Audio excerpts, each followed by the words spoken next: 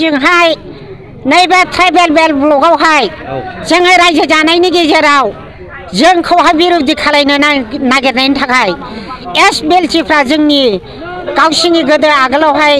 एसबिएलडि society ससियेलफोरनि खालायनाय दंखायोमोन दा बिनि बिरोधियै जोंनि हाखौबो माखासे सेगोन बादिखाय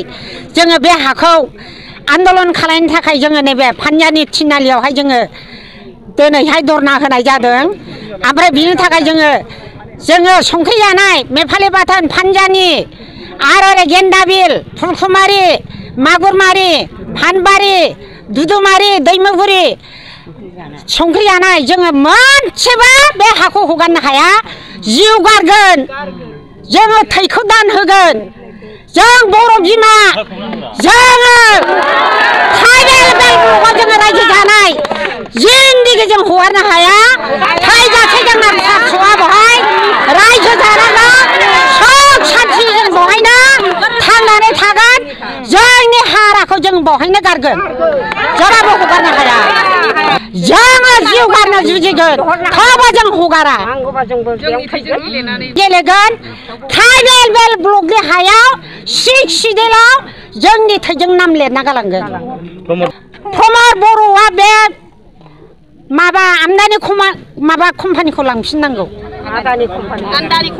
आमदानि कम्पानिखौ लांफिननांगौ जोंनो नाङा जोङो जे जायगायाव जोङो पाब्लिक मेनसना जानाखि सरकारा होदों गेसजों जानाखि जोङो जाहाब गनजों ओंखाम संनानै जागोन जोंनो बेनो गोजोनगोन रातिपुवारफोरा आमार दुदुमारि पानबारि नुनखावा पानिजानि नेपाली बाथोन गेन्दाबिल मोटामुटी 6-7टा मान गाँव मिली आमी रातिपुवारफोरा इयाते आमी प्रतिबाद करि आसो कारण आमार इयाते जितु शुनिबले पाइसिलो पर्वतजरा साब डिविजनर फाग्लिजरा अंचलत जितु आदानी कम्पानी हब लागिसिल बे कम्पानीটো आमार इयाते आनिब बुली आमी शुनिबले पाइसे तो इयार कारणे आमार गसाइगाँव डिस्ट्रिक्ट एक्सबिएलटी वेलफेयर एसोसिएशने तेहते जा करि आछे जजा करि आछे तो गतिके आमी कइसो तेखेतर लगत आमी कथा पातिसो माने आमार इयाते कोनो कारणते ए कम्पानीक स्टान दिया नहब माने आमार इयार माटिर खूब अभाव माटी नाई यार कारणे आपनालोके इयाते नानिले भाल हय এই हिसाबत आमी आलोचना करिसे एजन गावबुरा हिसाबे तो আজি एहते आमार उपरत जबरदस्त करि आछे जे जेने तेने हलेও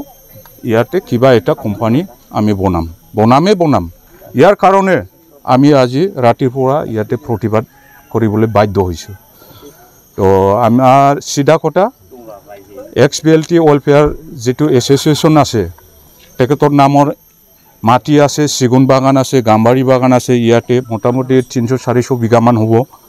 एहतर माटी जुदि दिए आमार कोनो आपत्ति नाई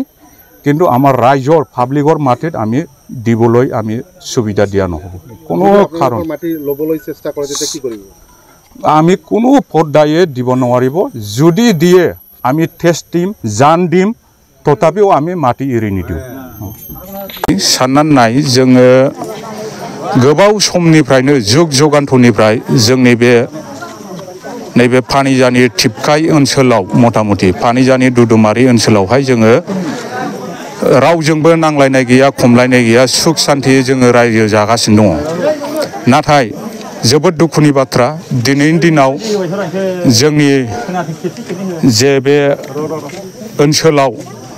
एक्सबिएलटी ससाइटि वेलफेयारा गसाइगाव डिस्ट्रिक्ट कमिटि बिथांमोनहा फैनानै माबा मोनसे कम्पानी बसायनो थाखाय जोंनि ओनसोलाव हा नायफैदों जों बेखौ दुखु मोननाय फोरमायदों आरो जोङो सिद्धान्त लादों खुनु प्रकारै जोंनि ओनसोलाव बेबायदि कम्पानिजों गायसनहोनाय नङा आदानियानो जा सोरबा माबा मोनसे गोदान कम्पानियानो जा जोङो बेबायदि कम्पानिखौ गायसनहोनाय नङा मानो होनोबा जोंहा बाव बिराद हानि अभाब जोङो गोदो गोदायनिफ्रायनो बयजोंबो गुबुन हारिफोरजोंबाबो मिलायनानै रायजो जागासिनो दङ दा ओंखायनो जोङो बे ओनसोलावहाय खुनु फद्दायै हाखौ जोङो हगारनो हानाय नङा आरो आङो खावलायहरनो लुबैयो जोंनि बिटिआरनि चिफ मानगोनां प्रमद बर' बिथांनिसिम जोंनि जे गोजोन सुख सान्तियै जों जे रायजो जागासिनो दङ बे रायजो जाफुनाय जायगायाव ओनसोलाव जाहाथे मालाबाबो दावराव दावसि बा दुंहाव थासारि सोमजिया जेरै दं ओरैनो दोननांगौ माने जे कम्पानिखौ लानानै दिनै कयेकजन मानसिफ्रा सेस्था खालामदों बेखौ बिथां मानगोनां प्रमद बर' सारा माने होबथानांगौ आरो आंनि मथेबा जोंथ' दिनै जोङो नायदो दिनै दुदुमारि संख्रि जानाय फानबारि पानिजानि नेपालि बाथोन आरो ओरै गेन्दाबेल फुलकुमारि गासिबो एरियाखौ लाजोबनानै जोङो मोनसे मिटिंबो जिरायबाय दा खमसे खम 1000 जननि बारा जोंना रायजोफोर दङ दा मिटिं खालामनानै जोङो सिद्धान्त लाबाय खुनु फद्दायै 1 इन्सिबो बे कम्पानिनि मुङाव हा हगारनाय जानाय नङा नांगौबा जोंनो जोंनि थै होगोन नांगौबा जिउ होगोन अब्लाबो जों हा हगारनो हानाय नङा बेनो जोंना जोबथा